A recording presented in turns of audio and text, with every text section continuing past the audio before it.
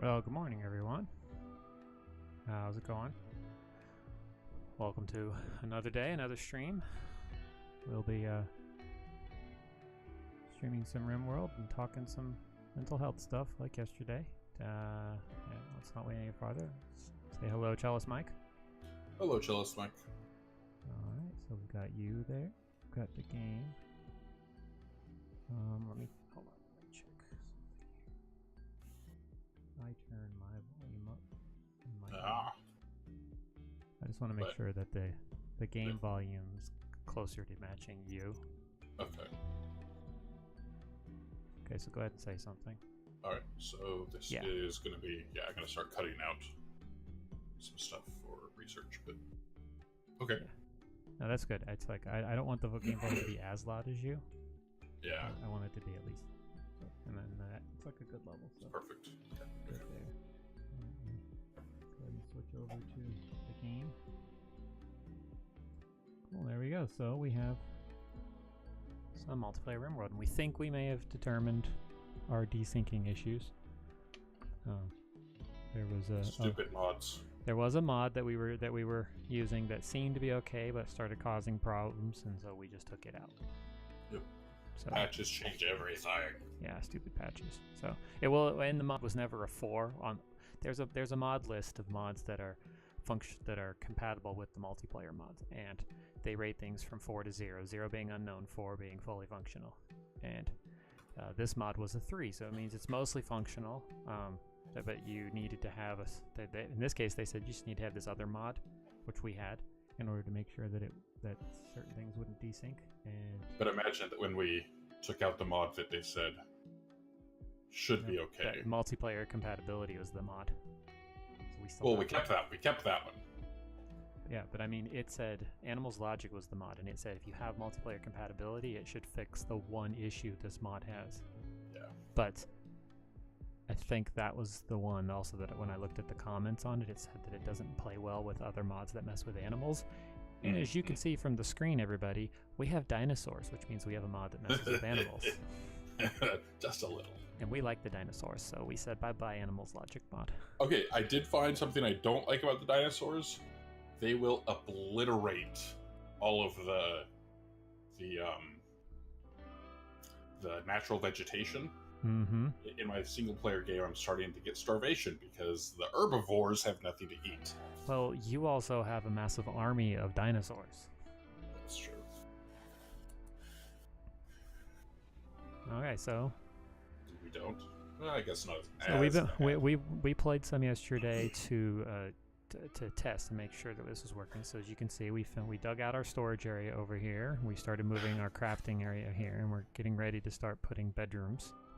We have our kitchen, our cooler. This is going to be our hospital. So we definitely started moving stuff. This will be our dining area and recreational area.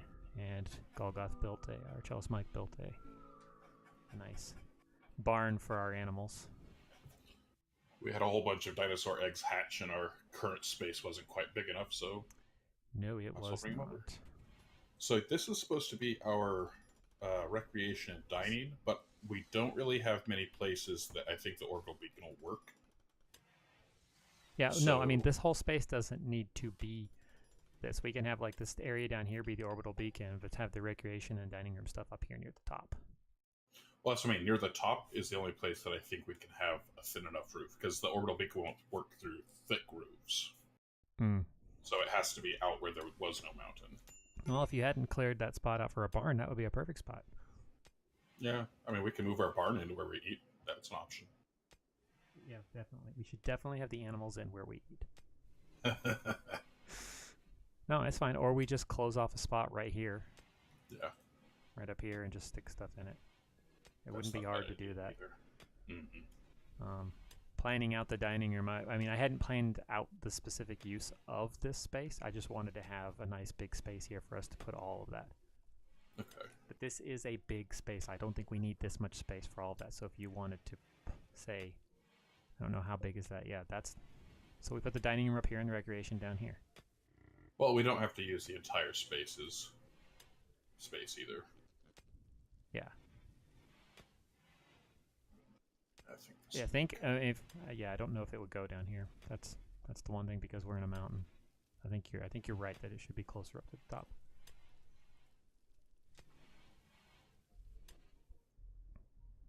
And for that same reason, I'm putting a new research area in up near the edge of the mountain, so we can have the comms console near the edge, so they can drop stuff. Yeah, I didn't think we'd put the research guys over here.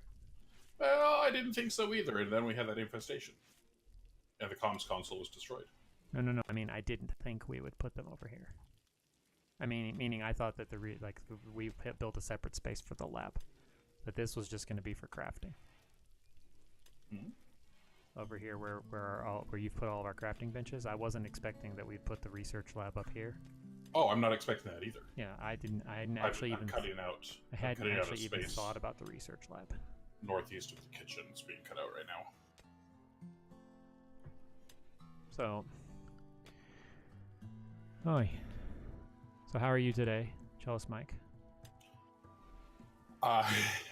Having your meds helps, doesn't it? Yeah, yes, it does. So I'm still feeling a little bit of withdrawal symptoms.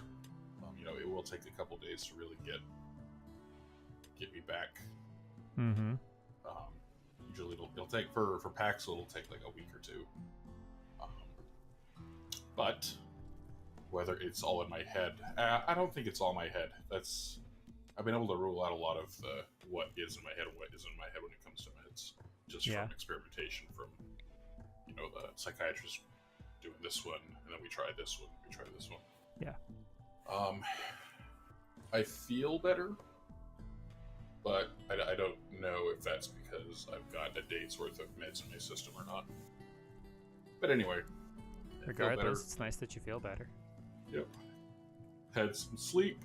It didn't take forever to get to sleep. Woke up about 7. I mean, basic things, The simple things. Yeah, I need to trim my facial hair. Getting a little scraggly? Yeah, and I've tried multiple times to grow a beard out, but for me, it's so rough and scraggly. Yeah, not scraggly, it's not thin, it's just rough and bristly. And so, it just itches so badly. And it's to the point where I gotta trim it down again. Thrombos. Some more tables around some more chairs around our poker table. Okay. So we can get some more fun in there. I'm just setting for reinstall the things that are going over here. Okay. Since there are the fun stuff, might as well. Yeah. Oh, are they coming to visit us, the Thrombos? You know what I'm gonna do?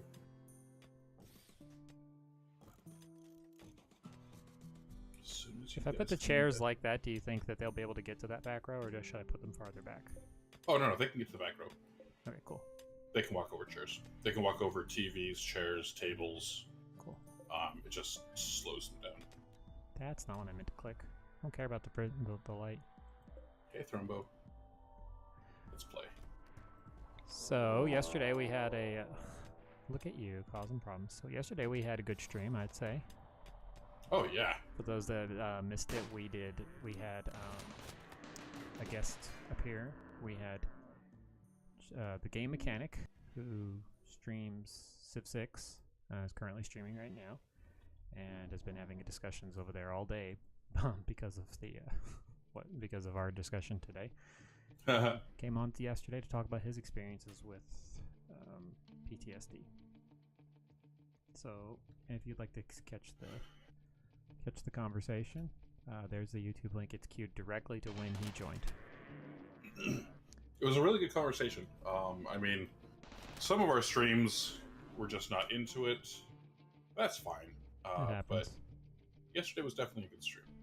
Oh, we were kind of prepared. We mentally prepared ourselves for it. Yeah. But it was good. His experience was very. It's one of those, like you said, it's when you expect to be safe and something happens, it's like, oh, I'm assuming we're just gonna kill the Thrombo? Yes. Because they don't stick around for long, and it's such a low tame chance. Yeah. If we had someone who was like 18 and tame, maybe. And might have something higher than like a 1.3% chance of taming. Yeah. So I'm gonna send a message to you on Steam so that I'll remember. Remember to add command for PGN video, so I can just have it on a command. I can share it. One of the things I do want to do at some point is go back through the videos where we've talked about stuff and pull out highlights and make like some shorter highlight videos for people to consume. Oh yeah. But that takes time. Because there's so much in. Yeah, if I could get you to watch, like you could help with that. Yeah, but dude, I don't watch anything on Steam. No, I mean more like you put it in the background and you're listening to it. So you know and when you hear one of those conversations start, you just make a note, timestamp here. Oh, okay. And then you send me the timestamps, and I go back later and I go, okay, here's a section, and I can just go, okay, highlight this section, pull it out, highlight this section, pull it out. So I'm also working on joining a community to help, grow the stream. Because be careful what you wish for, man. Well, no, I was just what you were talking about yesterday, but it's not to grow the streams for anything. I wanted to be connected to what we were talking about. That's true. Yeah. Yeah, to help. I mean, the world has plenty of video game streamers. Yeah, if it gets to the point where it's overwhelming and it's not beneficial for us anymore, then that would have to be, addressed. But we're not there. Without that happening, yeah, it's. Oh man, there's more steel back here. Really? We don't lack steel in this. Well, I mean, we do kind of lack steel in this one. Well, we didn't have pilfered the other steel until we pilfered the other side. Yeah. So yeah, that I was checking out Warren's his challenge, what he's doing. Woo. It's rough, man. I don't think I still have his chat open, so I can't get it. But it's difficult. But it's to get to a certain level of wealth, and there's specific limitations on what you can and can't do. So like, it has to be a tribal start. You have to accept all refugee requests. You can't re-roll your tunes. You can't re-roll your site. And it's just hard. Cassandra hard mode. Oh man. Cassandra hard mode with no re-roll, so you have to go until everybody dies. Until it's dead. Until everybody dies. And the point is to go as long as you can and get your wealth as high as you possibly can.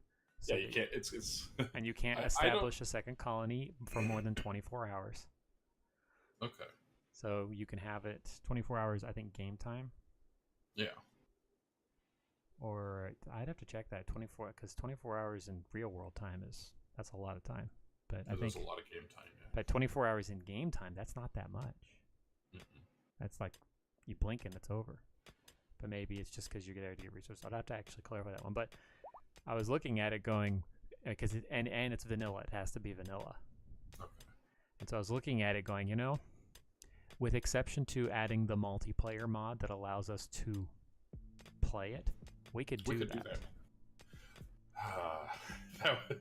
Maybe not Cassandra hard, maybe Cassandra normal. No. For it to count, you have to do it that way.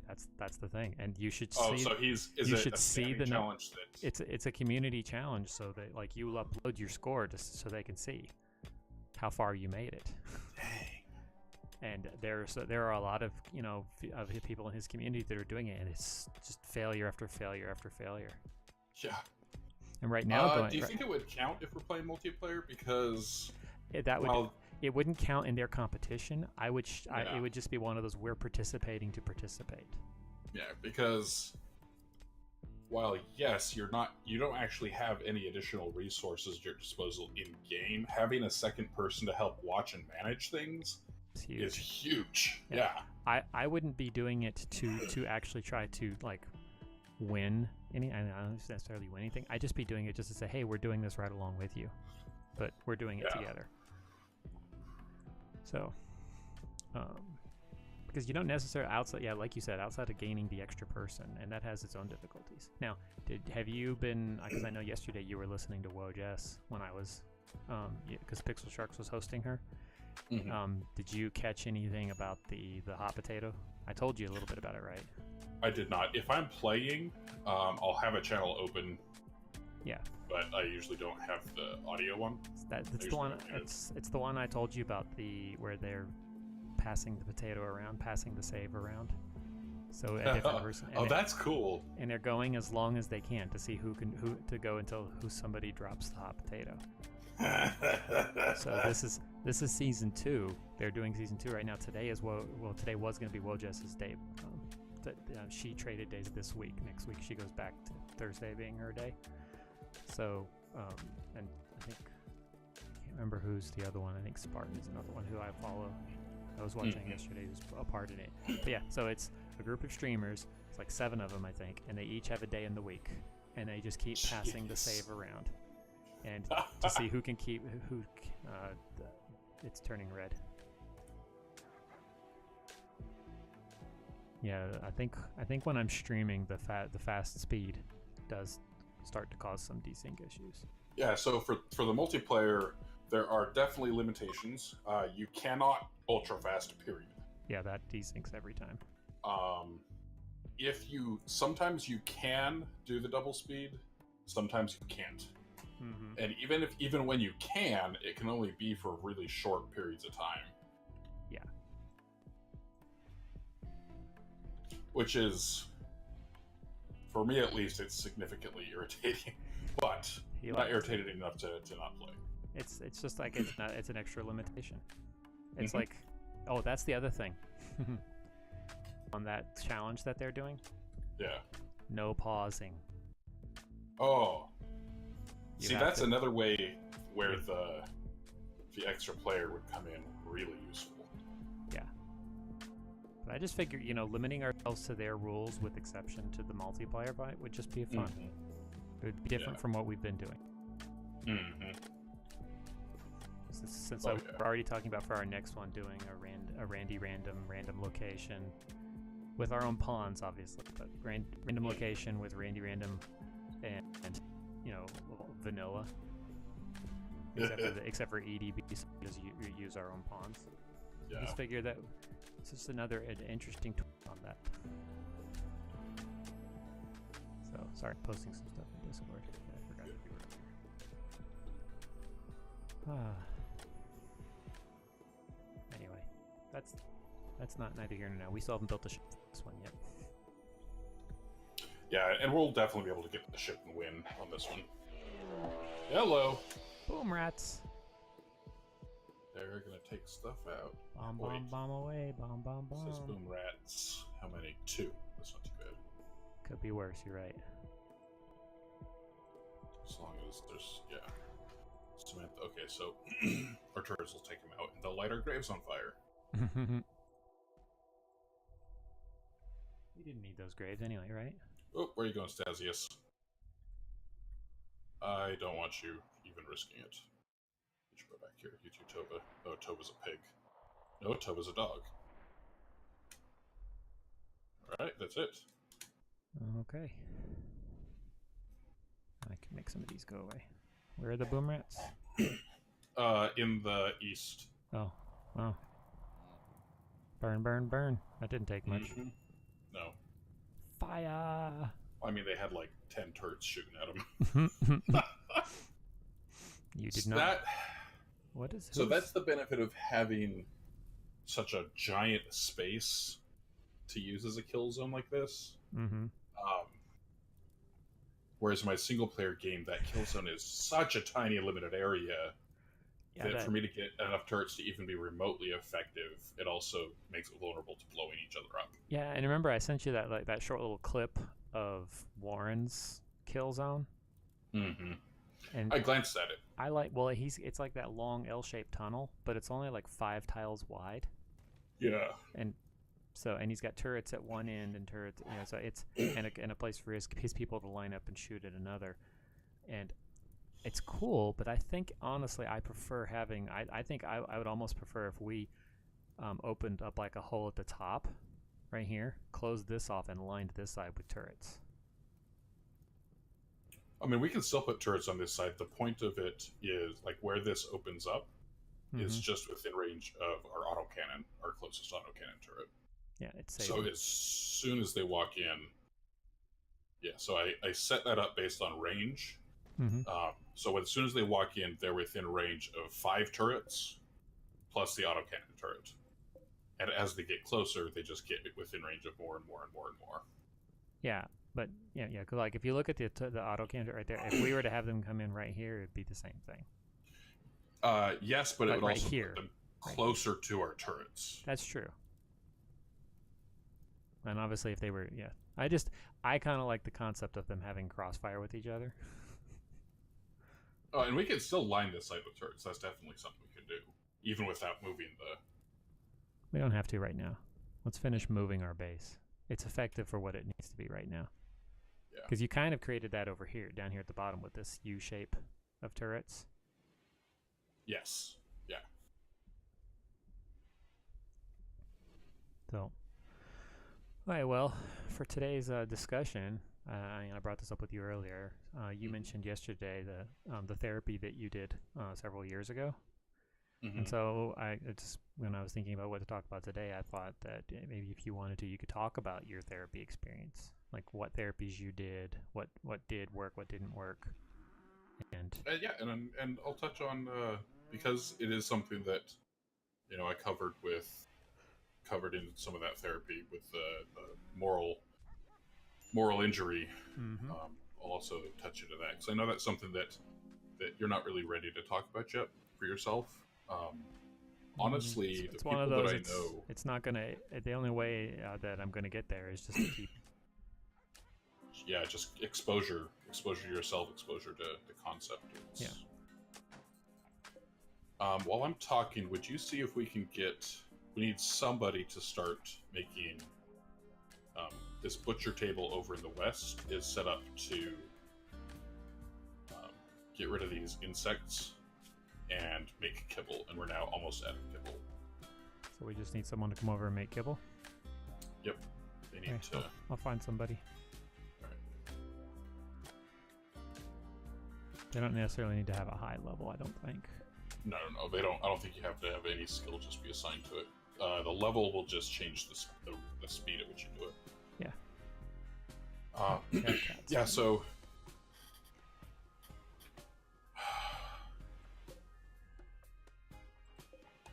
Trying to think of where a good place to start was. So in general, the therapy, at first I'd gone to the VA, and I'd had other therapy before, but it was all really, really ineffective. And I had not had any therapy before that was addressing PTSD, which might be why it was ineffective. But I got a really good, really experienced therapist who had actually been in the military themselves, and just went to school after getting out, so they had some background already. But when I went to the VA for therapy, there was a wait list because there's such a high demand, and that's putting it mildly. I couldn't really afford to wait if I didn't have to, and so there was another option for kind of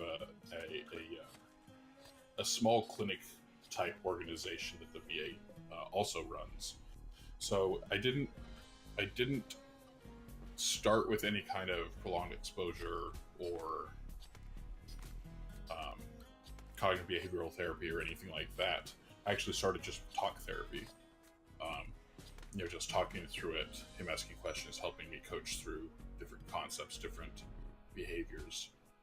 And so a lot of the focus was just on me sharing and him reassuring me that that's normal, that I'm human, and how to try to manage it. Which that kind of touches in on the moral injury. And so that term, for those people that aren't familiar, moral injury is where you feel like you've done something reprehensible, or that you do something reprehensible, Yeah. One of the most common places is in criminals. However, moral injury exists in a lot of other fields. It exists quite a bit in sex work, so strippers and prostitutes. It exists a great deal in the military, not so much in times of peace, but a lot of times in times of war, because regardless of your society's laws, if you're doing something that inside you feel is not just wrong but reprehensible, how can you forgive yourself? I'd like to chime in. You can become like you can like either choose to ignore or just not realize something bothers you, and then have it suddenly bother you later. Yeah, like you may not even be aware that it's happening, but it's still happening. It's still there. Like those emotions are just overwhelming. Yeah. So go continue. Sorry, I didn't want to stop you. I just wanted to put that in there. It's okay. So my psychiatrist, which is a different person, always asks the questions. Are you planning to hurt yourself? Are you planning to hurt somebody else? And every time I go see her, I mean, not anymore. As long as I'm not in that field, as long as I'm not working there, but every time I've had to go see her while I was working, she would have to change the questions for me because, like, my job was to kill people. So, like, I can't honestly, being honest to myself, say I wasn't planning to hurt somebody because I was. That was the whole freaking point of the job. And so she would ask, that's not in a way that's not sanctioned by society. And that really comes down to the point of moral injury, is even if your society is okay with warfare, is okay with fighting and killing, if you're not, and this is down on a level that's beyond, that's a lot deeper than the cognitive level where you're not thinking about it. If inside you're not okay hurting or killing people, and that's what you're doing, you're going to feel it, and it's going to be overwhelming. So, I don't know that you can ever really forgive yourself when you do it. Whether you can say, killing people, like, you're doing it to support your family, you're doing it because you think it's the only option, it's the only choice, somebody has to do it, it's for the good of society. It's like, those are all rationalizations that don't overcome base emotion. Yeah. So that's how I was able to do that job, is I could, like, it... No, stupid She just ate, too. Let her go. I guess chopping up insects made her hungry. She's just in a bad mood. So, you could work that job, and I was doing it, and a lot of people do, because they're like, even if they can acknowledge that they don't like what they're doing, if they don't agree with it, if they think it's bad, if you can see in your own mind the situation where the world is a better place because you're doing it, then you can still do it despite those emotions. But it doesn't get rid of the emotions. So, like I was saying, sometimes as like criminals, I think is probably the most common. They feel bad for what they're doing. Maybe they're robbing or killing or stealing or working in the sex trade because they're forced to. Maybe because it's their situation. Maybe it's desperation. It's like it's the only way that they can figure out how to put food on the table. Yeah. But at the end of the day, they're just really not okay with it. And that's, like, it's something that's so easy to say, but the only way...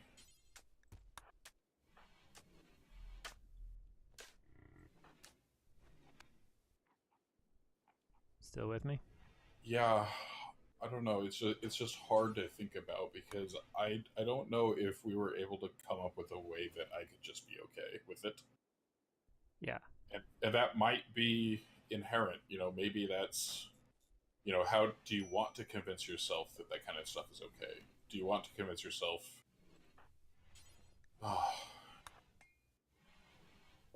So for me, it's killing.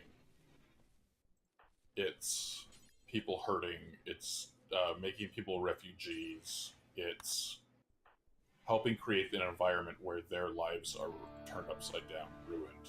That's just so contrary to my nature. I'm a very, very kind. I'll give the shirt off my back to somebody if I know they need it. Yes, he gives until it hurts. And so it's, when it makes you feel like a fraud, it makes you feel like you're morally compromised. It makes you feel it makes you feel like you're not really you, and not just not really you. You were talking about that night terror you had today, where you were heading to prison where they put the worst of the worst people. I used to tell people all the time, I was like, if the world were fair, we would all get thrown in prison. Yeah. No joke. We would. But we're not. We're celebrated. And that's what we have to live with. Like, yeah. And so and then there's that whole people insist on thanking you for your service. Oh my word. Go ask a veteran, ask them how they feel when somebody thanks you. I get it. I appreciate that people acknowledge what you've done. Everybody wants to be acknowledged for what they do. But it's still hard. It's hard. It's like, do you know what you're thanking me for? Yeah. Do you have any idea what it is? Clearly we need to do some training. Yeah. So. It's like,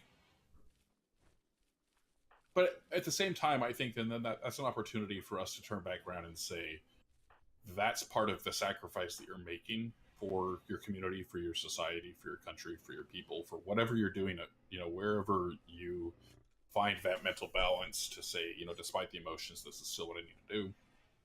Hey, John, welcome back to the stream. Yeah, thank you for your support. That's a good response. I just, a lot of times if I do anything, I'll just kind of smile and nod.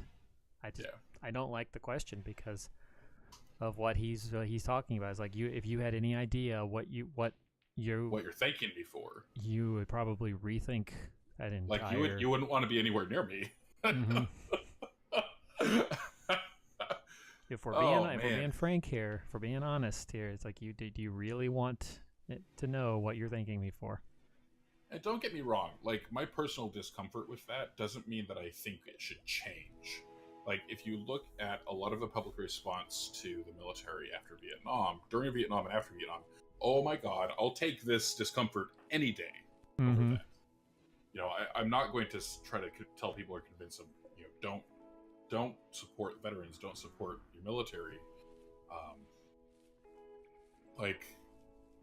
I don't want that level of pressure. That would be worse. You don't? Ow. Jeez. But so, okay, when it comes to moral injury, and this is something that I think that also has to be brought up because, well, I'll say what it is and then I'll say why. Criminals, when I say criminals, I'm not really talking about theft. I'm not talking about drug dealers. I'm talking about really sadistic stuff. I'm talking about abusers. I'm talking about rapists.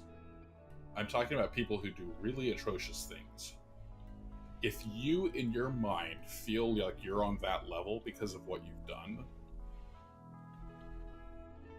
that's really hard to forgive yourself for. Mm-hmm. You can choose in your life to not be around those people.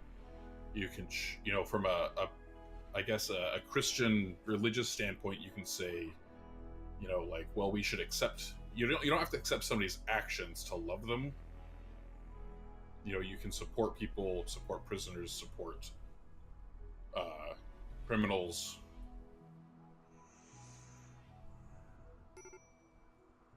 But it's a lot harder when that's internalized. It is. When you're the person you're supposed to forgive and love. It's a lot harder. Which is why I've always avoided this topic. Yeah. I don't know that the only thing that I know that I can do is just not think about it.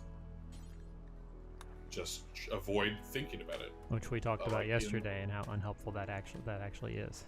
Yeah, in therapy, like I think it mitigated some of the strength of the emotion. You know, just having other people say, yes, I understand it, you know, the depth and the level of what you're feeling, but reinforce that you did it for a reason and that reason's valid. You know what I mean? No, I do. I'm at a point where I don't see it that way anymore. Yeah. So, like you said, that's when you have to leave. That's when you have to stop doing it. Yeah, that's when I left. I just said, I can't do this. I can't rationalize it anymore. I can't. There's no state of being that I will ever get back to where I can say that this is okay. And I mentioned this yesterday. I've mentioned it before. I kind of had it in my face. The people we were working with and helping in Germany were displaced because of things that I had a direct role in. So there literally was no escape from it. And it's not like you're bombing their village. I mean, that may happen in some situations, but that the predominance is when you're saving. When you live in a conflict zone, somebody takes power. The people who are fighting have power, period. And they run your life. And so a lot of the people that were fighting, if they get, the areas that are organized, and it doesn't matter where it is, the areas that are organized, you have warlords taking over, you have very corrupt, very, very aggressive, ultra fundamentalist nut jobs essentially running their lives. And so the only option is to run away. You know, that goes into like something that a lot of people think is political. Like, why do we have so many refugees running to America? Well, look at what it's like at home. Mm-hmm. And when you feel like you created that situation, or you played a part in creating that situation in their lives, there's no. And then you have to turn around and face them. What do you say? I'm sorry. Yeah, and I was spending time with a man from Syria, practicing my language. Yeah. There was it's like, hey, what do you want to talk about? There was no getting away from it. And when he told me his story of that, how he nearly died, I was just sitting there like, I don't even know what to say. Like, I have no words because there's, and I couldn't say this to him. It's like, I'm sorry, but that could very well have been my fault. Yeah. I mean, sure, it wasn't me that was picking that fight, but somebody was picking the fight, and and I was told you had to help. Yeah, if you're in one side of a fight, the repercussions of that fight are partially your fault. So cutting this wall, are you trying to expand the kitchen, or are you trying to? I'm putting the refrigerators in. Oh, okay. That's it. Yeah, so it's something that's so hard to talk about. It's so abstract. Not everybody has the same moral compass. I was gonna say compass. There are things that are kind of accepted as more societal morals. Things that as a society we say are horrible, reprehensible, and generally we make those illegal. But then there's other things like war and killing in combat that as a society we condone. We accept. We say it's necessary. Yeah. And so us talking about this might actually turn some people off. It might should be like, oh, they're just pansies. They don't love our country. They are not patriots. It's like, that has nothing to do with it, man. That is not the point. Yeah. We are patriot. Like, we care about our country. We care about the welfare of the people in America. That's why we did this. In the first place, yeah. It's that the emotional burden is too much of a cost. It's, there comes a point where you cannot handle yourself anymore. I couldn't, yeah. That's that. I couldn't put it in any better words. I couldn't handle myself anymore. Like the emotional drain was just too much, and that was when I had my breakdown. And it was complicated by the fact that the military was fighting me trying to get out and take care of myself. Like they didn't care. Like it was just straight up, we don't care. This is what we're gonna do. This is what we need with mission. And there was this. There was this motto that used to, for the wing that I was a part of, mission first, airmen always. And at first it was funny, haha, but after a while it became so depressing I just stopped saying it. But no, it was never mission first, airmen always. It was mission first, mission always, airmen only when it's convenient, and service is the first two. Yeah.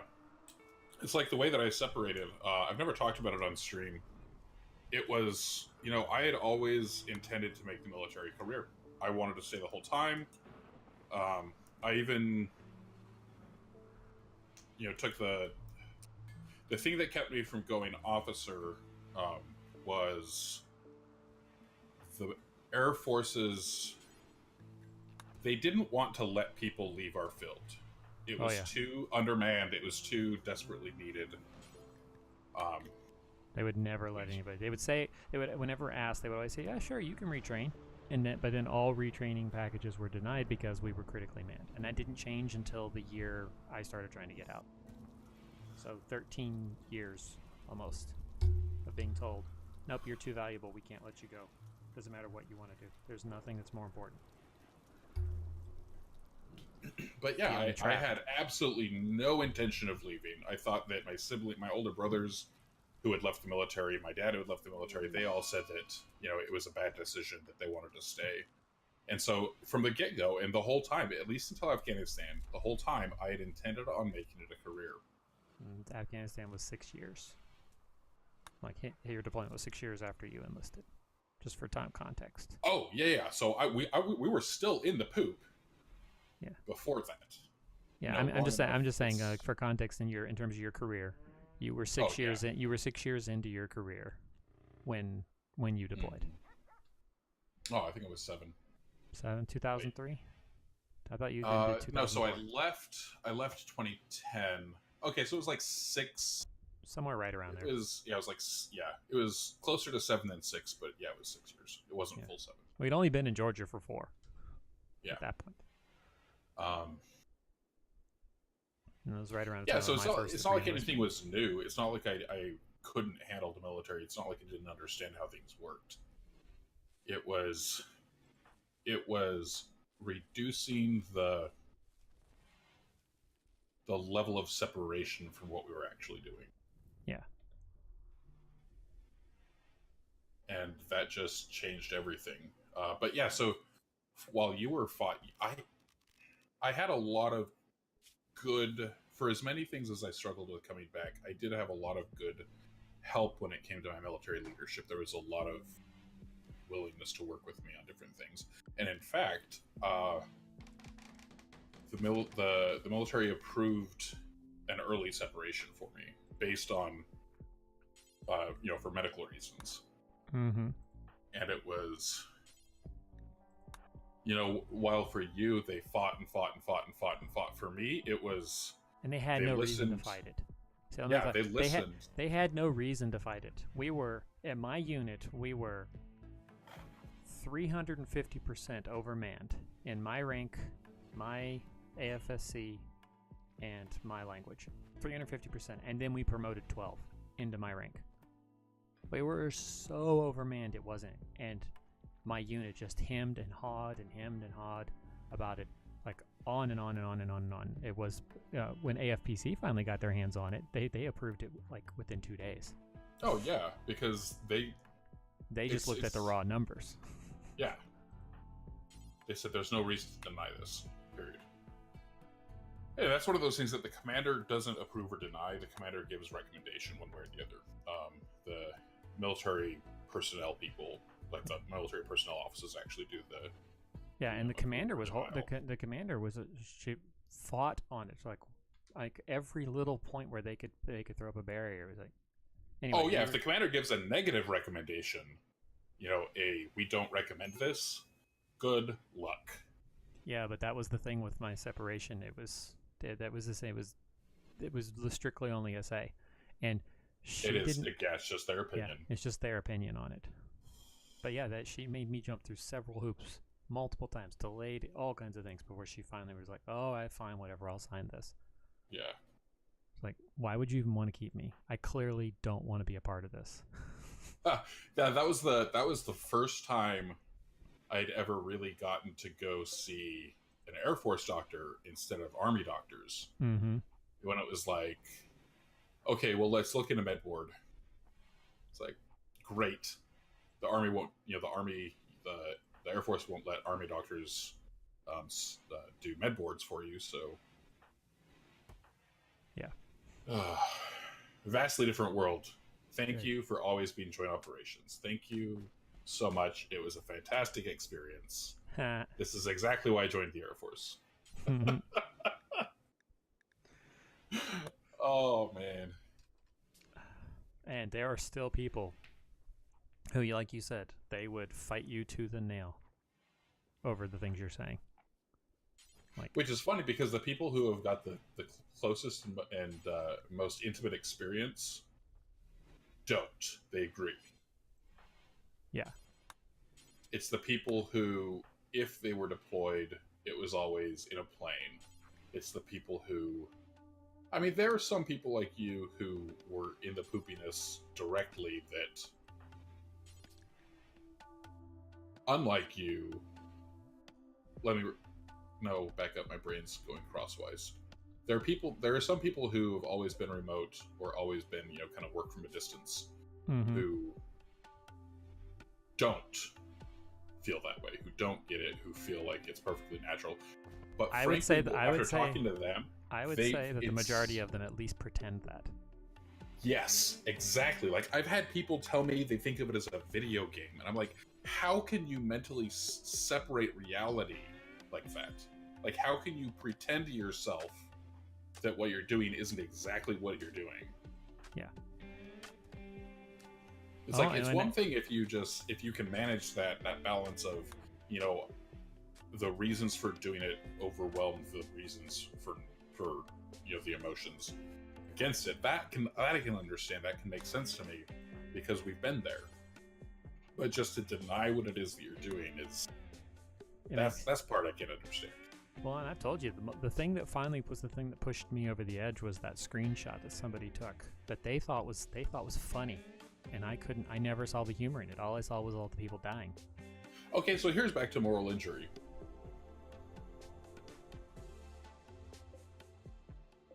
Did I lose you? Okay. No, so what about when you're the person who does enjoy that, who keeps those screenshots, who keeps those videos? It's like it's this hypocrisy within yourself. Mm-hmm. It's like, so being able to have that tangible feedback, what I've been doing for the past few days, for the past week, for the past month, you see that return. Yeah. Like, what you've done has just impacted. It's. I mean, when I first moved, Chalice Mike, look at you starting to fight with Dukes. Yeah, but it was Duke's fault. Let's check out their bios. Yeah, Dukes is abrasive and trigger happy. Cellist Mike is an optimist and lazy, who really started this fight. Dang it! You were saying something. I got distracted. I don't know. Yeah, so like. I remember when I first moved to that shop. That where you worked, you were a civilian and I was still military, active duty, in Georgia. Yeah. When I first got there, they said you're going to get, this will be like the one place where you're going to get like tangible, real time. Yeah, professional feedback. Gratification. Yeah, that was the word, professional gratification. That's the term they used. That was exactly the term they used. Professional gratification. Like, gratification over this. And that's something that was hard for me, is I did feel like it. I did have that professional gratification. I did feel like, that was a huge positive thing, and that in and of itself makes me feel bad about myself. Mm-hmm. You know what I mean? That I wanted that person to die, that I wanted this thing to happen, that I wanted this, and that I would feel happy when it happened. like that just is so conflicting internally. Mm-hmm. And you can only ignore it for so long. It is eventually going to come out. And unfortunately for many, they bury it for so long that it comes out in violent outbursts, which we discussed a little bit yesterday. Yeah. Which just then reinforces that. It just reinforces the same emotion, because then you're going to feel guilty for whatever violent outburst you just did. So I've never been a person to physically abuse anybody. That's one thing that I'm lucky I've never had to deal with on the moral injury side. But there are a lot of people who do. I've had temper problems most of my life. Yeah. When my temper blows, it's verbal. Yeah. and that's how we met. I was going to say yesterday that now conflict of any kind just stresses me out, and that feeling of being disconnected is horrible. Mm-hmm. It just I don't like it. Whenever I feel like my wife and I are in some way disconnected, it just chews away at me, and I can't get through it makes it so hard to do anything.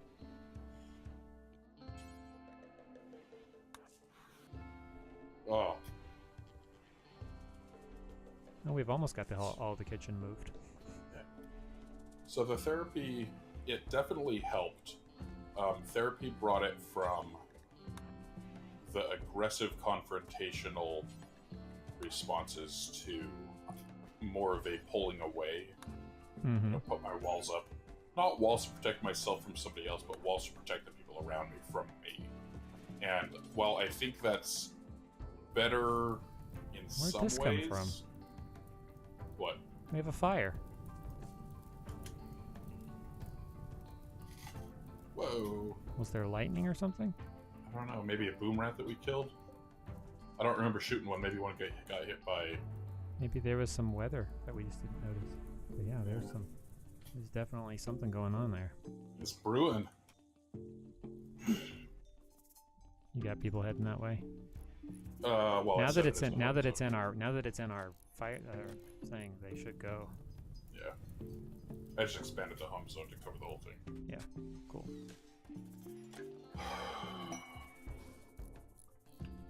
Yeah, so I don't know. I think my answer, you know, that I think it's better for me to isolate than lash out. But it's still so hard. You know, it damages relationships. It prevents establishing new relationships. Well, and some there, you know, they talk about this in relationship classes. There is a purpose for conflict. Mm-hmm. I just can't deal with it anymore.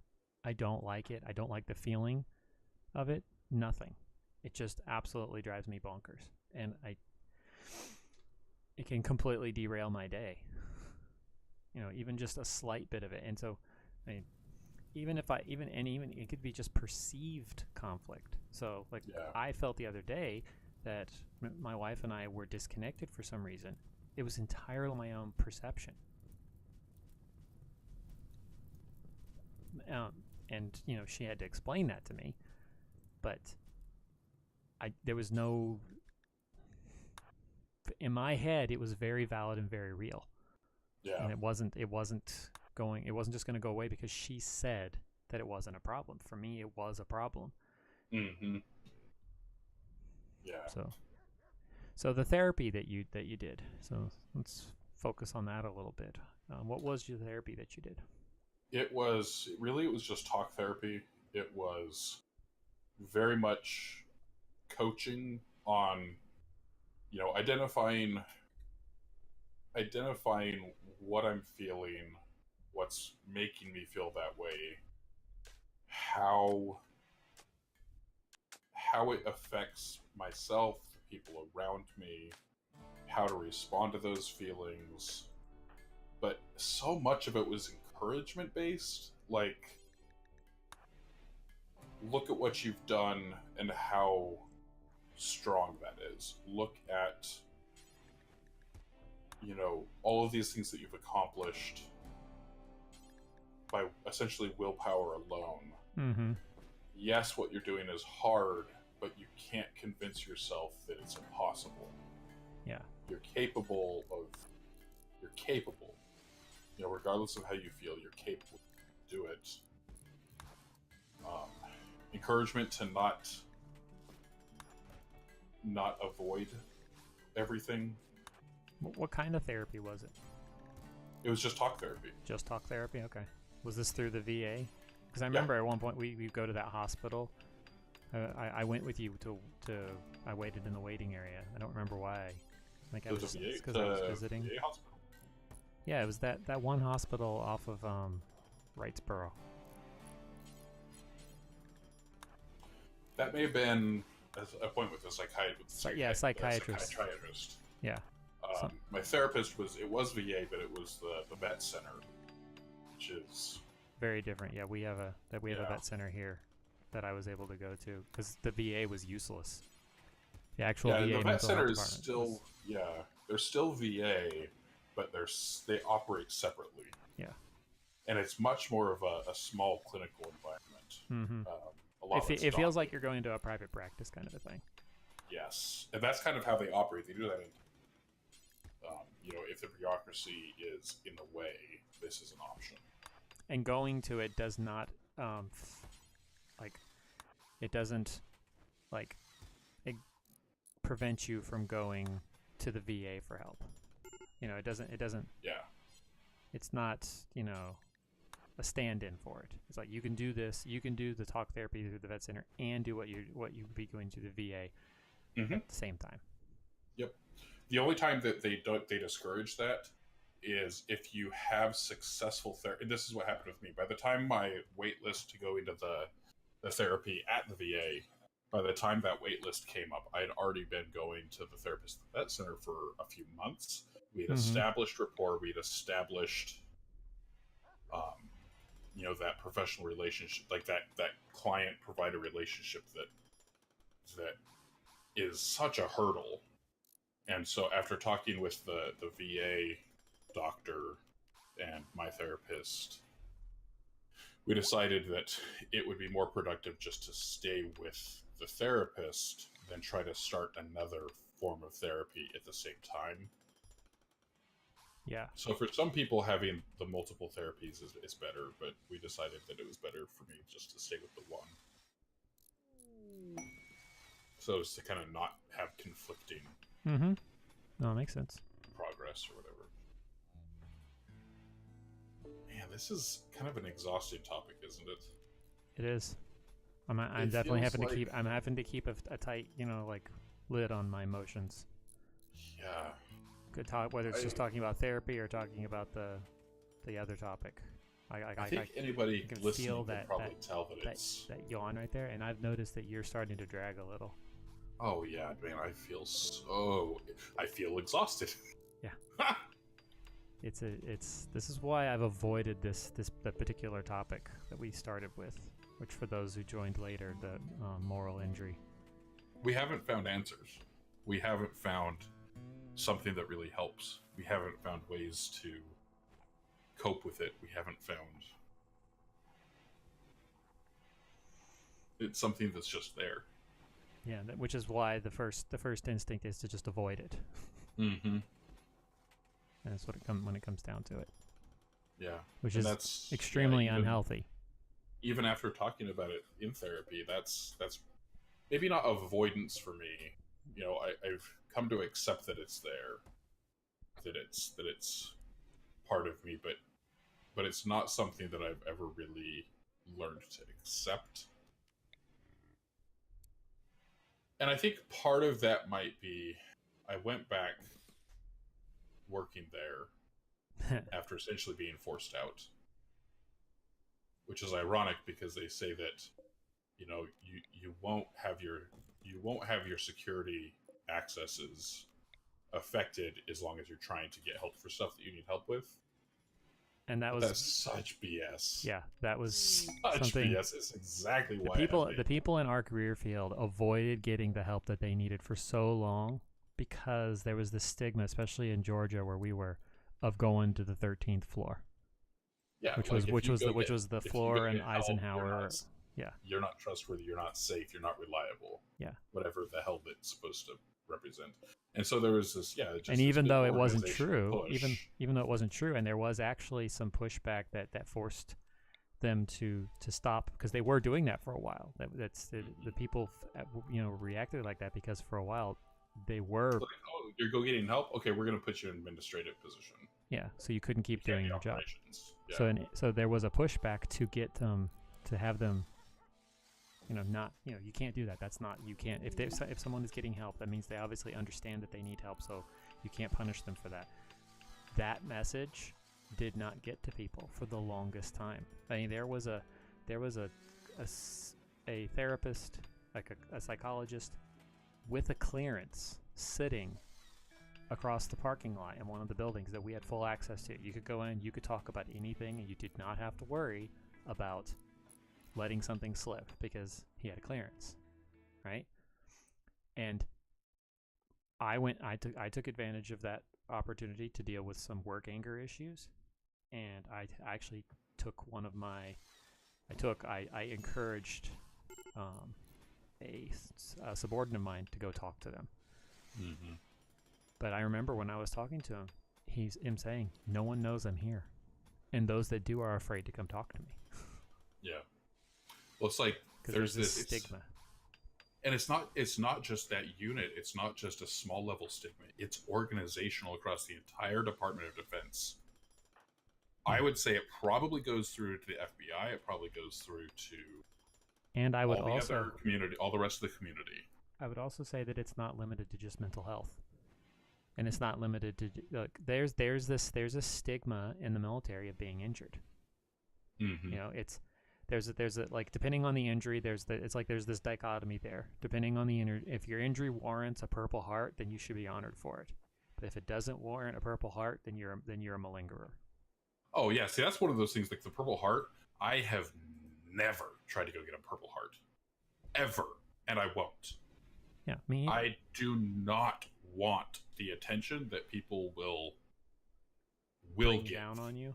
Yeah, it's like there will be so much judgment as to have any acknowledgement or accommodation or anything just not be worth it. Yeah, I'm getting ready to change the license plate on my car to the veteran one, to the disabled veteran one, because because I can. It's cheaper and I don't have to pay for the thing every year. And there's an option to put a medal on there. Guess which one I'm putting on there?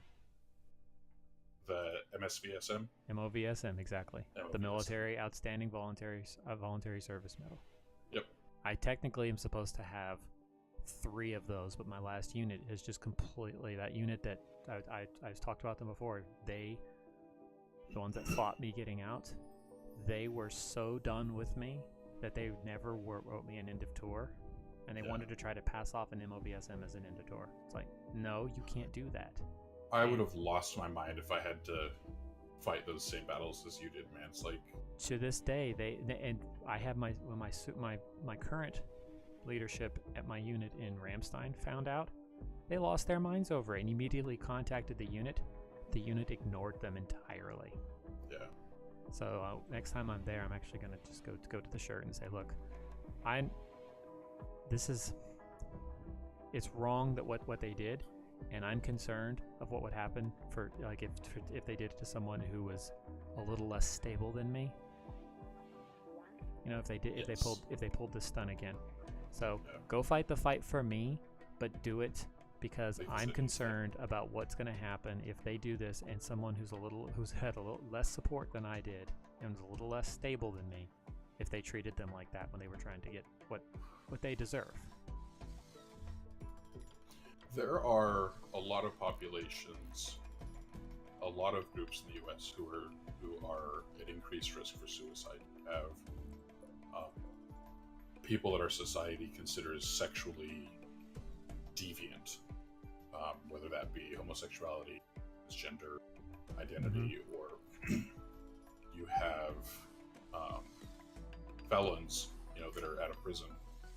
Convicted felons that have been released are at a high risk for suicide. Veterans are at a higher risk for suicide. It's like, it's the populations where society says we don't want you. That's who it is. Mm-hmm. Yeah. Well, no, everyone will talk the talk about veterans. Oh yeah, we love our veterans. We support them. Thank you for your service. All that, but that's a far cry from taking that to the next step. And marble. Yeah, that kind of goes back. Yesterday we talked about how do you expect somebody to understand. Well, you have to talk about it. Yeah, you have to talk about it. That's honestly the best way. Is that you can't hold people responsible for what they don't know, even though they say ignorance is no defense.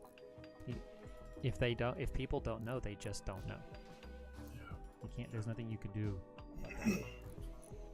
The only thing you can do is to just talk about it. Be willing to talk about it. But veterans are like one group of people who I really don't like hanging out with. I need somebody to get on this. JR, can you do it? For me, I think that's also true, but a lot of it is avoidance on my own part. Mm-hmm. Because that's a reminder. It's part of a life. It's part of a life. In part, I wish didn't exist. Oh yeah. It's like somebody said on the TGM's the Game Mechanics stream. He's like, I'm sorry that you guys had to go through this.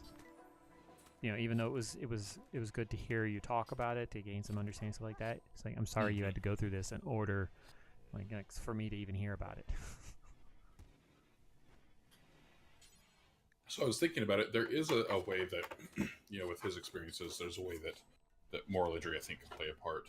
Can you imagine if you were in a place where you felt like you could have done something to save somebody's life and you didn't? Mm-hmm. That would introduce an incredible amount of guilt. Well, and I think it's closely connected to survivor's guilt. Moral injury, like that's the definition. Let me get a definition, or do you want to grab it since I'm... No, I am just drained. Right, let me grab mentally it. and emotionally. I have a grab for it, but I don't have it set to post, so let me just grab it real quick. Yeah. No, I don't want WhatsApp. Go away. Chrome, stop thinking you know what I'm doing.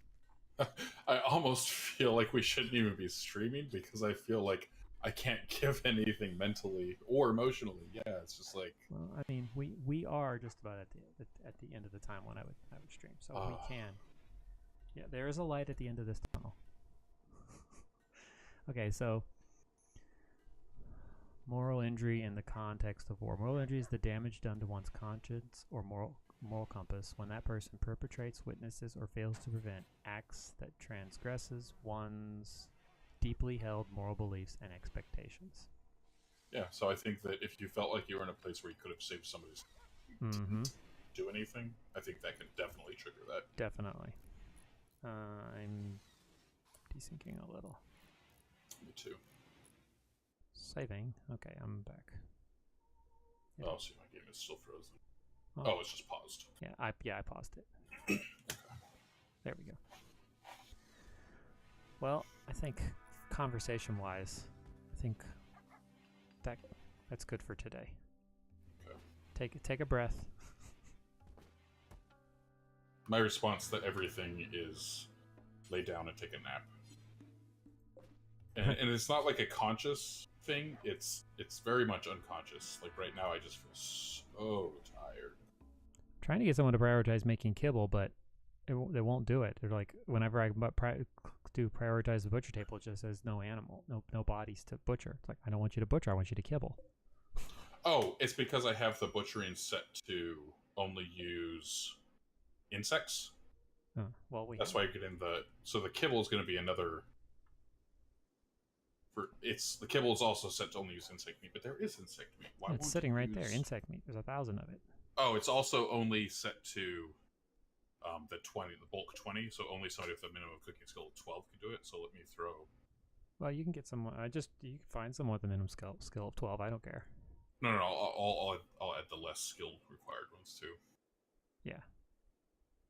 Oh man, I thought that there was no minimum skill, but there is for the bulk ones. K-Hope with it. Nice to see that. I feel like that guild is so much worse when not only didn't you help, but part of you wanted what was happening to happen to them to happen. That's like you were just saying earlier, Jealous Mike. Like there's a part of you that looks at that thing and goes, "This person needs to," and then you're saying, and then you take a step back and go, "I cannot believe I just said that."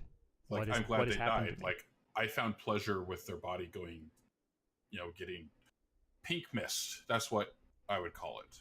That was my phrase, pink mist, turning someone to goo or turning it into pink mist. It's like how, and then like when you realize what you're saying, what you're thinking, or I wanted them to get in a wreck, and you really did, but like how bad that is, and you feel so guilty.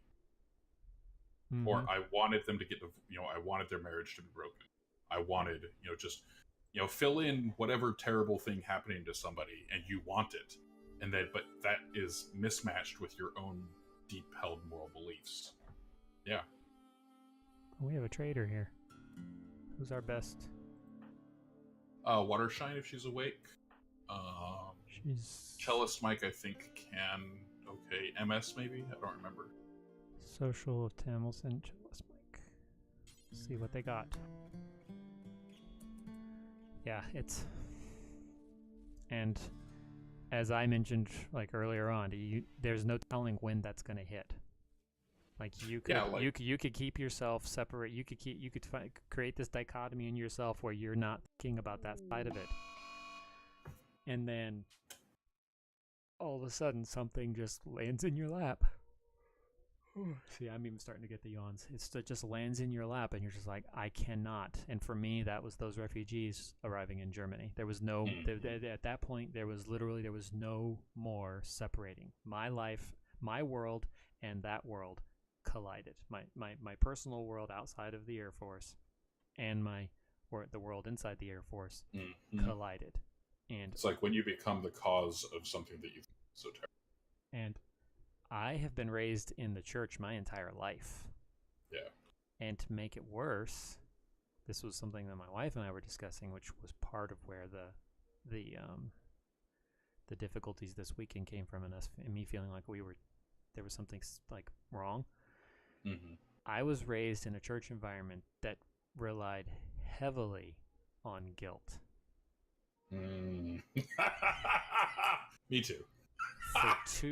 For two decades, I was caught in that. So, that concept of grace. While I understand the concept, there's a part of me that just instinctively says, "Yeah, but." Yeah. And it's that same side that honestly, it's the same side that keeps driving me back to go back, to continue going, because I feel that connection there to that community. It's exhausting, and going to church is mentally and emotionally draining for me. I have to. It's getting better with Groot around and things like that, and making myself go do things like I did Walmart yesterday.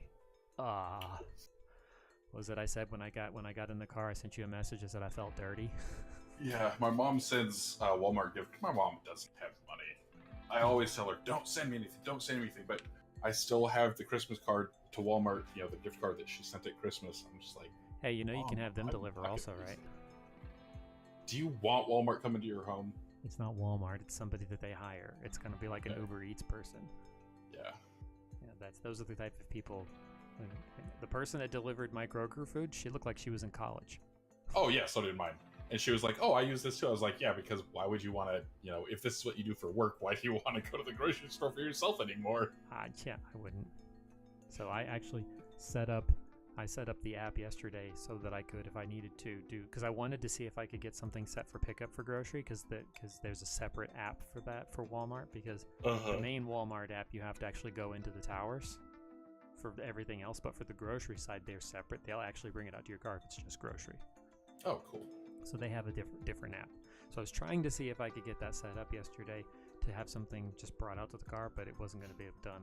So I'm just like, well, I don't want to have to leave the house tomorrow or today, so I just dealt with it yesterday. They don't really have anything that buy. If there's a ton of stuff we can sell. Yeah, that's good. That's thank you for that comment, K-Hope. With it, it's not easy to deal with. It's not easy to. It's not easy to talk about. It's not easy to talk about, but this is why we do this, because, I mean, think about it. Outside of a therapeutic relationship, therapeutic setting, nobody talks about it. When I just went on a retreat 2 months ago with veterans, and you could tell they were so uncomfortable talking about anything that wasn't like the straight combat stuff. They didn't mind talking about that, because that for them was like a badge of honor, telling them how they got this injury, blah blah blah. But when it came to talking about the mental health side of it, or just the people who were there because of either this is how I'm broken, but it's a mental health thing, or it's like a result of military sexual trauma or stuff like that, where it's where the wounds aren't visible. The discomfort in the room jumped like 1,000,000%. No one wanted to deal with it.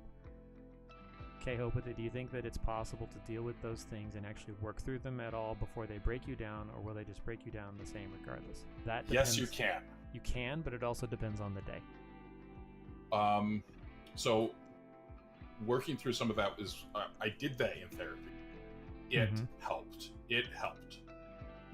Yes. It is probably the least effective aspect to my therapy, as in it still has so much repercussion in my life. It's something that I can't get over. That may be different for somebody else. I think that it's probably it. While the thing itself may be different, like what somebody feels guilty about, what somebody feels horrible about, maybe about what you've done. It may be different for person to person to person, but if you feel like you've compromised yourself so badly, I don't know how anybody can deal with that. So yes, it helps having a professional there to walk through those emotions with you helps, period. Yes. I would not recommend this. I would not recommend this for someone outside of a therapeutic setting. No. God. You have to be. You have to be willing. There. Yeah, you have to be willing to get better. So you have to be. You have to be ready for it. You have to. I mean, you have to. You have to be ready to stop that aspect of your life. That's something that. So my psychiatrist, she said, this is. I started going to her while I was still working. I wasn't in the military anymore, but I was working as a military contractor, like a mercenary. She said, you will never get better as long as you're working there. Oh yeah, and I told you that too. So if you can separate that aspect of it out of your life and have it be a past part of your life, that can help. That like separation, that distance, it does help. I came back to that job. Let's see, it was October 2017. So I was working there for a little over a year again, and I regressed so bad. I'm still in that regression, even though I left the end of this past December. I'm still in that regression. Like it's if you can separate that aspect of your life out, whether so people. My dad, physically abusive, not sexually abusive, but physically abusive. And once he started going to therapy, he stopped doing that. He stopped beating. Yeah. So he had, it's not something that he had ever talked about with us, but I can guarantee you he had a great deal of moral injury because he thought it was wrong to hurt. But you should finish the trade. He stopped. Yeah, so he stopped when he started getting therapy, and I can only imagine that he started getting better himself to some degree or another. But so yeah, to answer it again, yes, it is possible to deal with them, but you do need to be in a place where it's a tricky thing, because think about it. In order to be willing to get help, you have to admit that there's a problem.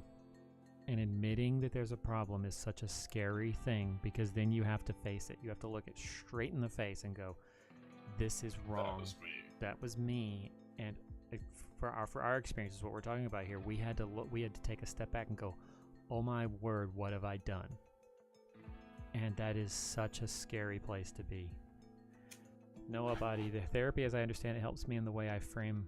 A frame backpack makes carrying things easier. Frame backpack versus normal backpack. Yes. Same load, different Yes. distribution, different endurance. Yes, that is a great description for therapy. It can help in a good therapeutic setting. It can take the load that you're carrying and help you distribute it, because you never really stop carrying the load. You just find ways to, like you say, redistribute it.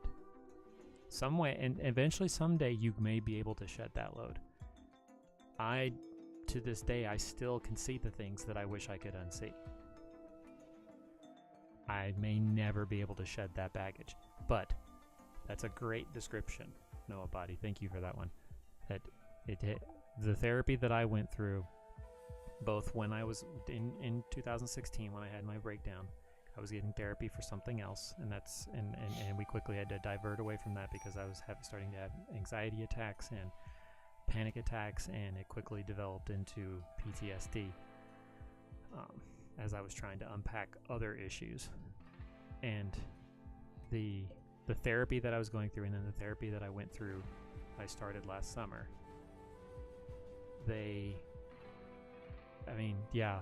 It was very much like taking stuff out of just a single like school backpack that doesn't have much support, and then suddenly putting it into something that had a framework structure to it. So Noah Body, thank you for that. Thank you for that sub. I appreciate that. All right, we need to get a miner. Duke's trapped himself. Duke's. And he's dying. He can't mine. Like, he's feeling so crappy he can't mine. He cannot mine. Sorry. Can he deconstruct? So he has mining skill. He's capable of it. There, he's deconstructing. Okay. There. Oh, hey, I you know what? I appreciate it. I appreciate the support. So thank you for doing it one way or the other. We'll keep doing this one way or the other. Some days we'll be better at it, and others I say better at it, but So yesterday was an example of a stream yesterday was a good stream. Yes, if you didn't see it, if you didn't know what was happening. Here. Some of them are like today. Some of them are just really hard. Yeah, it can be. So yesterday we had a guest who came and talked about his experiences, and the three of us have. There's some similarities, but they're very between Cellist Mike and I's experience. But there's also some vast differences, and our experiences were very different from his experience. Now the way it impacts your life is still very similar. Oh, very similar, yeah. And when we were talking yesterday, I think the people listening could hear that even though we all three came from very different traumatic experiences, there was definitely some similarities. I mean, when he was describing the reaction he had when that guy was just playing around and took that wet rag and hit that metal thing, I felt it. I felt it in my spine, that tingling. I was like, oh. Yeah, my cat likes to sit on my lap. When she flexes her claws and I'm not ready for it, it does the same thing. I get that tension that goes from my knee all the way up into my back, and then I'm just all my nerves are on edge. It's like, ah. I'm sure some. If only I'd been doing that on the talk scene, you'd have another great face for someone to capture. That was actually, I think, on YouTube. That shot of me making that face was the snapshot of the stream. So, okay, so I'm gonna make you put a pin in this one, or put a feather, or however you want to put it. So, if you wanted to summarize, how would you summarize it? Give me a sound bite. Some things you can never get over. When you feel, I don't know, man. What you're witnessing, everyone, what you're witnessing is this is what it's like when we start trying to unpack these things. Sometimes it's easy to and even like in the course of the conversation, you go from a point where it's easy to talk about to suddenly, and then your brain's just shut off. Exactly, your brain just shuts off.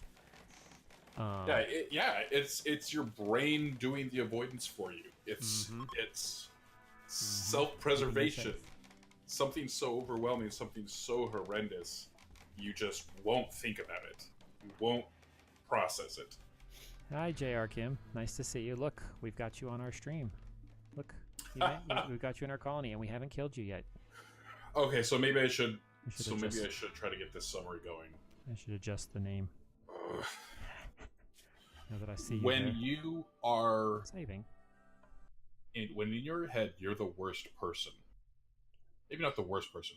When you're one of the worst people in your head, you can't forgive that. You can't forgive that. But at the same time, you can't just let it stay. So you have to get help. It's an example of one of those things you can't process by yourself. It will be overwhelming. It will rule your life. It will ruin you. It will rule your life. Get help. Talk to a professional. It takes a professional to help you process through moral injury. Yes. To the guilt, like when you feel so guilty about what you've done that it's running your life, have to get help. It won't fix it. It's not going to fix it, yeah. It won't even change it. It makes it possible to live with. Yeah. Nobody. I had an educator that taught about personal pain. He said, in some ways, pain is either transmitted by the unaware or transmuted into other feelings like brotherhood or enlightenment. Yeah. Yeah. And I think that's why, like, so the veterans that you were saying in the event that you went down to, people are more willing to, when you get a group of veterans together like that, they'll share all of their stories. But even there, it's the context is different, but you get some sort of share. You get some sort of brotherhood there. So even if they don't recognize those emotions, they're obviously present. Yeah, but here's like I'll hit right on what he was just talking about right there: the transmitted versus transmuted. We were all there feeling a kinship with each other because we'd all gone through something horrible, right? Even then, they couldn't talk. They couldn't talk, or when they did talk, there was this instinct to be for self-preservation that led them to say things that would further compound the traumatization that people had already experienced. Like, there was a guy who straight up said there that he felt that people who actually had like physical injuries should be like being at one of those events separate from people who didn't. He said that right there in front of everybody.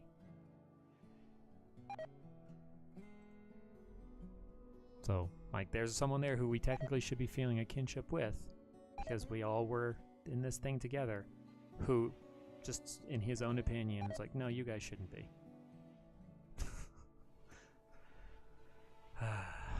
It's complicated. Everybody has their opinions, but well, we think a part of it, the healthy way to look at it was, we think, because it was the very end, that he may have been doing a little bit of self-protection. Like, I'm getting ready to leave, so I lash out. Yeah, I was going to say, but when people lash out, it's always about self-preservation. It's always about the security of their own. It's like, regardless of the topic, that's what lashing out is protective. Nobody. It's like getting mad at the dog because they'd been injured, or becoming a more compassionate person knowing that you don't want others to experience what you had gone through alone. Yes, and we want to be the latter. And so that's why we've been made a point of trying to get help and trying to find a way to turn our experiences into something positive. So, but yeah, good job summing it up there. I thought you managed to pull it off. Get help. That's it. Yeah, get help. Get help. Get help. I can't offer any kind of constructive anything on the topic other than that. You may be able to figure out things that help you get through some of the PTSD symptoms. Okay, let's just be honest there. You can figure out some of those things. You can figure out the strategies to help you when you start to feel panic, blah, blah, blah. You could figure some of that out doing your own research. You're not going to figure out moral injury on your own, or at least not without a massive amount of introspection that most people aren't like fully prepared to do. Jake, Guthron, would you be willing to share a little bit of what has been helpful for you in regards to some of the trauma you've experienced? Sure. For one, having a healthy relationship with a significant other person, that has helped a lot. Having that person also be studying mental health at the same time, that's like having an ace in the hole. So having my wife be, studying to be a licensed professional counselor, that exposed me to some things that helped promote my self-awareness. Well, now you could say that kind of also encouraged my downward spiral as I became more self-aware. Yeah, you're like, oh. It's like, oh yeah, no, that described the feeling perfectly. Like, okay, so you're talking about this. Oh, I feel horrible. Yeah. I feel horrible. Yes. So, exactly, nobody. Self-awareness is a double-edged sword. It cuts two ways. When you are completely oblivious, you're just lashing out at everybody. Let's be very, very honest. Lashing out at somebody is easier to deal with yourself than facing your own fears and terrible emotion. Yeah, it's not as painful to the person lashing out. Yeah. Well, I mean, that's just because they're trying to. Honestly, they're lashing out because they're being self-protective and they're trying to avoid. Yeah. You lash out because you don't want to deal with it. Your brain recognizes that one of the best defenses is a good offense. Yeah. It's harder to be hurt when they're on their toes. Well, that goes back to that fight, flight, or freeze. Yeah. It's a reaction. Mm-hmm. Nobody, but usually if you have a good educator or a good enlightener, you will have support learning about how to bear up with increased awareness. And I had that. Yeah. I had, but even my wife sometimes feels a little guilty because she wonders, did my breakdown happen because she pushed me to get involved with refugees, and she was sharing what she was learning with me, and she pushed me to get therapy for my previous trauma. So I had the conversation with her where she just looks at me and goes, "I'm sorry, because I feel like I did this to you." And I'm like, no, you can't feel that. Like the emotions are there whether you pushed me to get address them or face them. J. Kim's, just to get back to what you said, I attended a couple different types of therapy for my previous trauma, which I don't want to talk about today, but for my previous trauma, I was doing, oh crap, I forgot, it was EMDR, which is this it's basically eye movement stimulation where they have you focus on a thing that's moving. It's usually a light. It can be a hand also, back and forth. Sometimes there's things that pulse back and forth in your hands that provide some physical sensation to it, while they have you focus on a feeling or a word or something that's like okay, let's think about the trauma. Now, how does that make you feel? You grab that word and you're like, okay, so that word that you just said, let's focus on that for a while. What does that feel like? Blah, blah, blah. So I did that for several months, and that was brutal. It was rough. I was always so exhausted after that. Sometimes I couldn't drive. I actually nearly destroyed 2 cars after one particularly bad session. Oh yeah, I had a therapist, or that my good therapist, he had me, sometimes after therapy, he'd be like, all right, now you're not going to go straight home. You go for a walk, go get something to eat. You're just something else besides getting in the car and driving home. Yeah. Yeah. It's yeah. I put fuel in a diesel engine twice. Luckily, I didn't start the car. But saving. So then when I came back, when we got back here, I was looking for therapy. I tried talk therapy and I tried CBT, but honestly, what ended up working for me, and it's still a process, was, I mentioned it yesterday, accelerated resolution therapy, which is currently under study to become something that the VA uses, and I think that they can't get to it fast enough. So, Avedon, welcome to the stream. Knowing what the problem is makes it easier because you know what it is that's the problem. The hard part is to find the solution to the problem. Yeah, understand. Yeah, it's admitting a problem. Admitting that you have a problem is the first step to. I think it's an Alcoholics Anonymous thing. Admitting your problem is the first step to finding a solution. Yeah, because if you don't admit that you have a problem, then you don't realize that you have something you need to get fixed. In the long run, did you find EMDR helpful? I did initially, and honestly, for that trauma, it's not that I don't want to talk about it. I just don't want to talk about it today. It's a different trauma. It's a different topic. I will gladly talk about it another day. and I am perfectly fine talking about it. It's not fun to talk about. It's not like I enjoy talking about it, but it's a lot easier to talk about. I don't feel anywhere near the same amount of stress talking about that now as I do still talking about the stuff that we've been talking about, my experiences in the military. So yes, EMDR was helpful, but it is difficult. It is rough on you. It is exhausting. Nobody. EMDR has a good bit of empirical support. The science supports that as an effective intervention, which is why the military uses it, because it has a lot. The VA. The VA uses it. No, but I was actually on active duty when I went through it.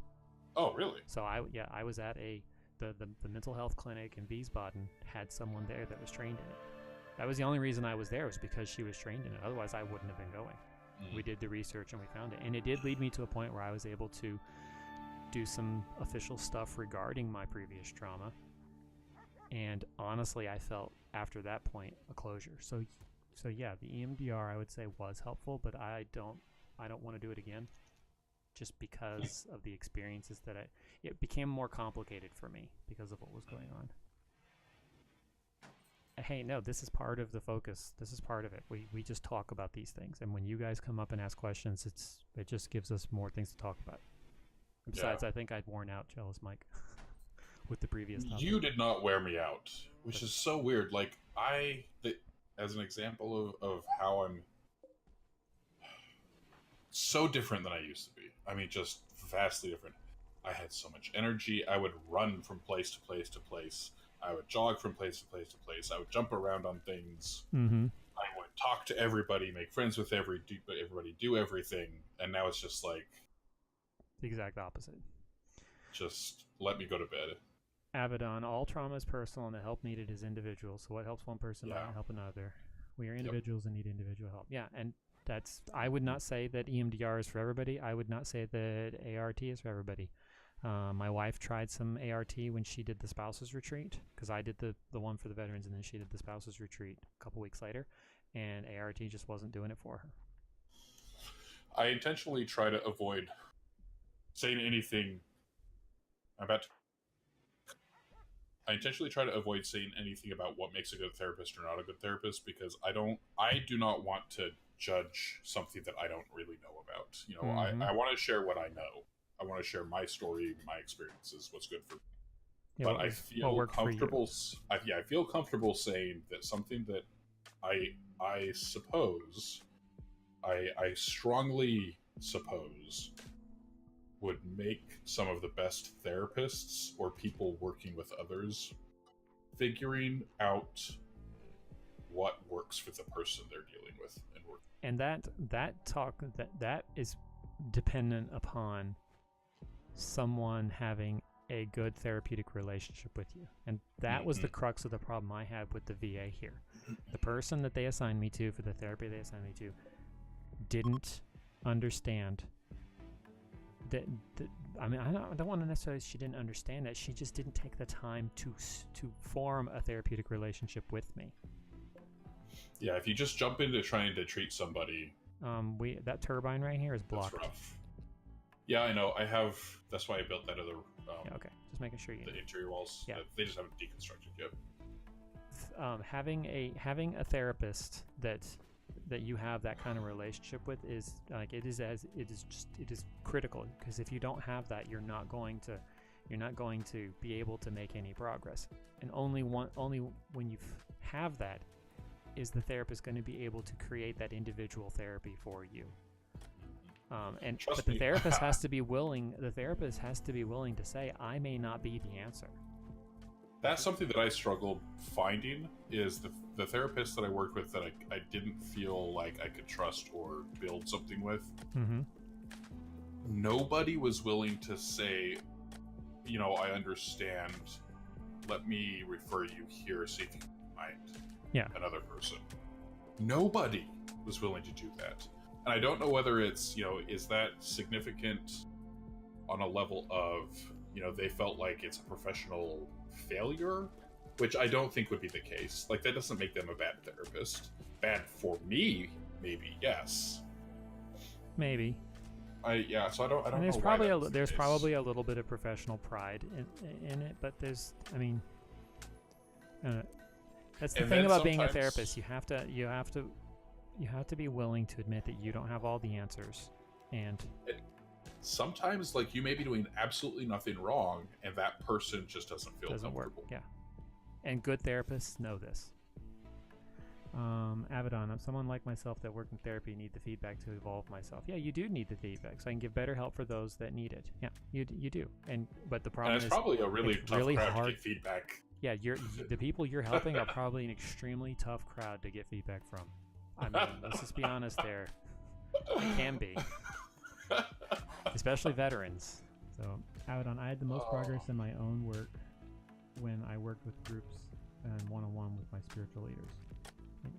So you worked in your work, like at work you worked with groups, but then one-on-one you had like you did work with the spiritual leaders in your life. Is that what you mean? I just want to make sure I understand what you know, because it sounds like that's what you mean. Like you did your best work working as a facilitator with groups, but then on your own you did better in individual.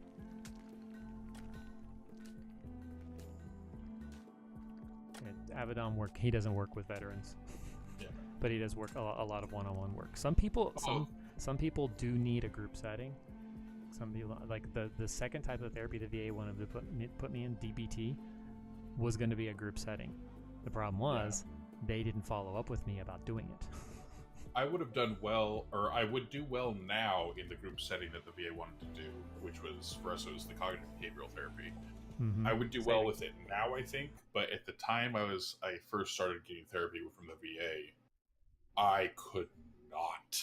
Like, the discussions you and I are having would not have happened. I could not talk with other people about this stuff. It had to be one-on-one. Are you kidding? You remember back when I first started trying to stream more because of extralife? I wanted to get the the Pixel Shark stuff going a little more throughout the year so we could get more money raised for the charity. I was probably like, yeah, that's not going to happen. No, it wasn't that. It's that at the time, I would never been able to imagine you talking with me like this.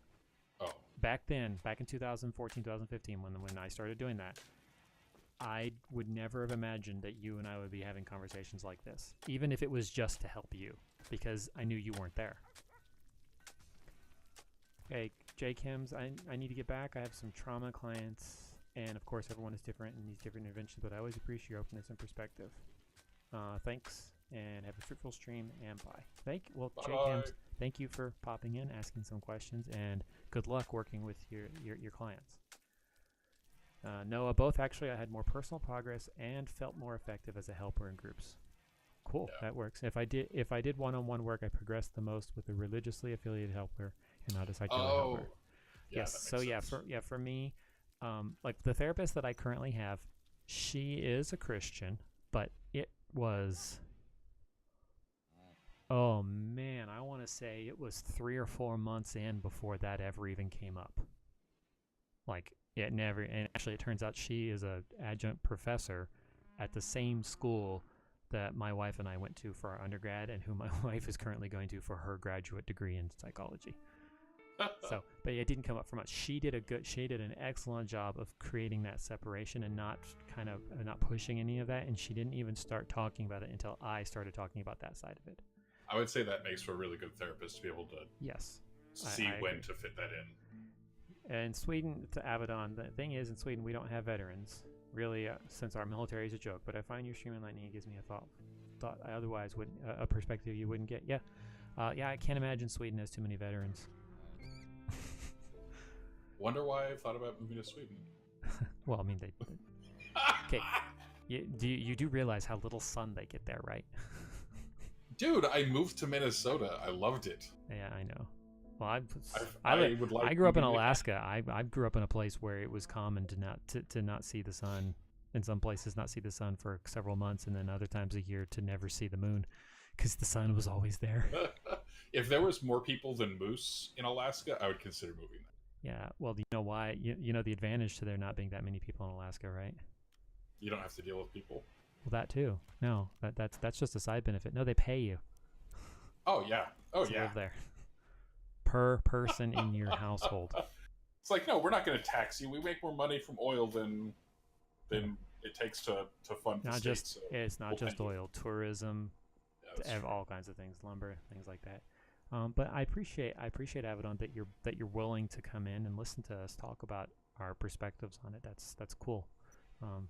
Again, it's what I couldn't have asked for more or hoped for more when I decided to start talking about this stuff on stream. I mean, let's be honest, this is still kind of about me. I'm still trying to take care of myself, but if I can, in the process of taking care of myself, help others, I think that's a good. And hey, I managed to get Chellis Mike to get on a microphone and talk about these things. And sometimes I even feel motivated to like jump in the shower or to grocery shopping afterwards. He did yesterday after stream. He's like, I'm gonna go do some personal care stuff, and you did all kinds of personal care stuff, and I did too. I went to the store. I regretted it, but I went to the store. Well, regret again. So a couple last week or the week before, it was persevere and forgive. Perseverance and self-forgiveness. Yeah.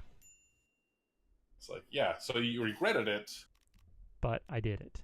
But you did it. Yeah, I know. I tell myself that. Like, yeah, you it may have been hard, but you did it. Like, yeah, but I don't like that store. And I told you about. I mean, okay, so you guys hadn't heard this, but yesterday, I took Groot with me because I need to do that because for him to practice and for me to have the support that he's supposed to provide. The thing is, people. I mean, and I said this yesterday on stream. I don't like people, and here's one of the reasons I don't like people. People don't respect other people's pets. When they see a pet out in public, they just assume that it's there for their pleasure and their, I don't want to say consumption, but it's like we consume entertainment. Yeah. That the dog is there for their dog is there for their entertainment. Yeah.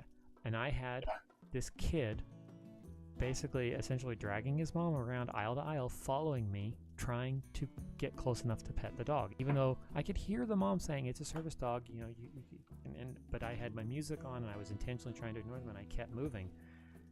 They just kept following me everywhere. It just would, and they would not stop. I was like, this is why I don't like being out here, because you people are just so unaware of yourselves and how you're bothering me. And Avedon, again, it helps me evolve because I want to give better counseling and help for those who need it. Well, I'm glad that I'm glad that we can, help. Because trauma is trauma. Trauma is trauma. Yeah. And like you said already, he may not get this kind of feedback from his clients. So his Guthron's wife is in the end part of her studies to be a therapist. My ex-wife was a therapist. We get it. We see the therapist side, or we have some exposure to the therapist side as well. Yeah. Oh man. I was gonna say I had this thought yesterday. I shared this before on one of our streams. And knowing that you're there and interacting with us does help us mentally, Avedon. You remember when I was talking about the gas station, where when I was there at the gas station, the guy revved his engine and tore out of the place? I thought about that yesterday when he was talking about the incident with the rag on the metal.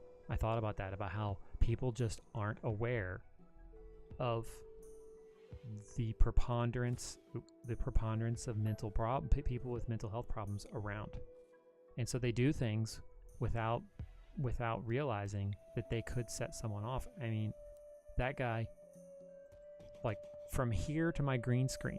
So from here to my green screen, that's how close he was to me. He gets in this car, a car that I'd been admiring because I like the kind of car. I'm never going to own one, but I like it.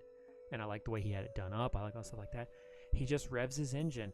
He starts it up and revs it as loud as he possibly can and then tears out of the parking lot. And I must have visually jumped because he came back to apologize and then revved his engine and tore out of the parking lot again. Like he was like coming back to do I'm going to apologize, but then I'm going to just do it again. Like he was doing it on purpose. And I don't like people. That's just me, though. What is it that the game mechanic said yesterday? I don't remember. It was some mitigating idea of you can't just not like people. I don't remember. Well, I think he was more talking about that. We can't exist without people. Okay, because we're social creatures. Yeah, it's like and even he has if a you higher have tolerance, and he said he has a higher tolerance for stupidity because he had so many years in retail before his that's traumatic what it event. was, yeah. And because I'd said not only do I not like people, I really have such a low tolerance for stupidity, and then part of that is because I worked and had to interact with government types all the time. And there are so many. My life is still complicated by government types who cannot see past their processes. Like, they see the letter of the law and they never see the spirit. This thing is, those who haven't dealt with that personal trauma have a hard time or can't imagine how it is. Yeah, they're extremely unaware of, like I said, the fact that that people may be having problems. On Saturdays, I didn't this past Saturday because my trainer was experiencing some anxiety, and I won't be this Saturday because she's busy. But I do training with my service dog at a mall, and people, they just blatantly will come mess with our dogs, even though they're all wearing these service dog signs saying, do not touch, do not look at, do not interact with. They will blatantly. I had a guy set a pork rind on the floor near my dog because he saw that the dog was reacting to it and just left it there, even though his wife, I could see it going on. I was trying to just not give them any attention. I was trying to ignore them and focus on the dog, and I could see his wife was not happy about it, and she was whispering at him to stop. He just kept doing it. Like, that's right there is the definition of jerk. To a certain point, you can't expect. Yeah, it's like they don't understand. Like, we can't expect everybody to accommodate us. No, but if it's very obvious like that, like this is a service dog and he's wearing a sign saying don't mess with me because I'm working. Still irritating. Yeah. If you don't know, you don't know. That's fine. And so the guy coming back and apologizing to me, if he had come back and he apologized to me and then had quietly left the parking lot, I would have been like, good on you. You noticed that you caused the problem. You came back, you apologized, and then you moved on. But the fact that he did it again right after apologizing, KO with it. You should be able to expect people to be able to read at least. Yes. No, exactly. Agreed. So if you have which is part of the reason why I wanted to get a service dog to help me with these things, because when I'm out in public and something goes wrong, it's easier for people to wrap their brains around what could possibly be wrong if there's a service dog there who's wearing a thing saying PTSD service dog rather than me wearing a shirt saying I have PTSD, leave me alone. Yeah. So, I have on my phone. I'm going to show you guys. It's hard to see, but let me make all these things disappear real quick. Go away. All this crap. Abaddon, personally suffer from depression growing up. This is why I want to work with counseling. I was in the hole and I know how it is. Now I might be able to help someone get out themselves. My wife had suicidal ideation when she was a teenager and depression, and suffered a depressive relapse in college when I was away, and then another one more recently. So this is my home screen on here. I'll get it as close as up there as I can. See, so picture of my wife at the top. What better motivation than personal experience? Yeah. So clear this, clear all that. So picture of my wife at the top. And at the bottom there's this PTSD thing. So when I have to interact with people, I can show them this so that they understand. Okay, but I just want a shirt with the lion from Bed Knobs and Broomsticks that says no peopling allowed. Nice. No peopling allowed. I like it. One of the patches that my dog has for his vest, because when he gets a little bigger, he's gonna have a bigger vest, so there'll be room for more patches. It actually is gonna say, it has a thing that says not all wounds are visible. Abaddon, so my life experience drove me to get my doctorate in psychology. I'm glad that you chose to take your experiences and use them for something like that. That's turn it into something to better the world around you. Yeah, it's actually kind of